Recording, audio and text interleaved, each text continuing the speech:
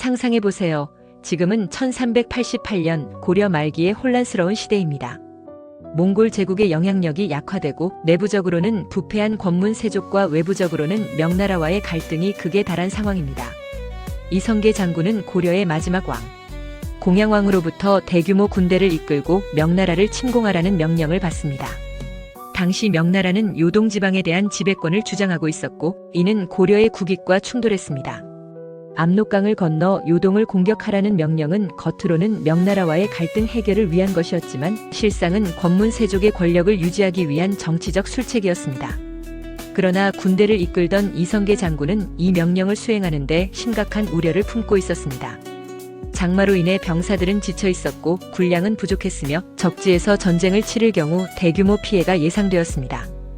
또한 당시 명나라의 군사력은 강력했으며 이는 고려의 병사들과 국민들에게 치명적인 결과를 가져올 수 있었습니다. 이성계는 나라를 외적의 위협에서 지키는 것이 장군으로서의 사명이라 믿었지만 이 전쟁이 무의미한 희생만 초래할 것이라는 판단에 이르렀습니다. 결국 이성계는 과감한 결정을 내립니다. 그는 압록강을 건너기 직전 군대를 돌려 위화도에서 개경으로 향하기로 합니다.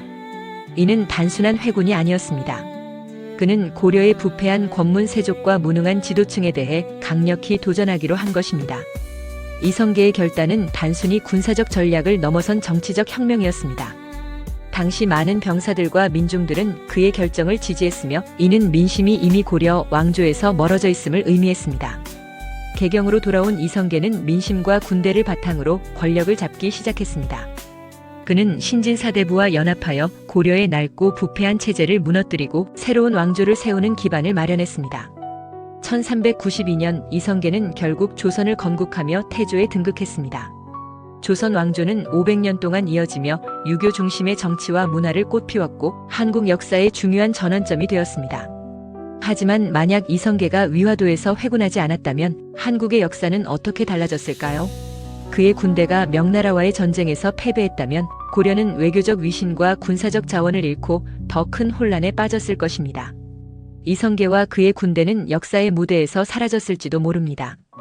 더 나아가 조선 왕조의 탄생 자체가 불가능했을 가능성도 있습니다. 이는 단지 한 장군의 결단이 아니라 한 민족의 운명을 바꾼 순간이었습니다. 위화도 회군은 단순히 군사적 후퇴가 아니라 시대를 바꾸는 혁명이었습니다. 이성계는 당시의 가장 절박한 문제들을 해결하고 한국의 미래를 새롭게 정의한 인물로 남았습니다. 그의 결단과 지혜는 지금도 리더십과 역사의 교훈으로 남아 있습니다.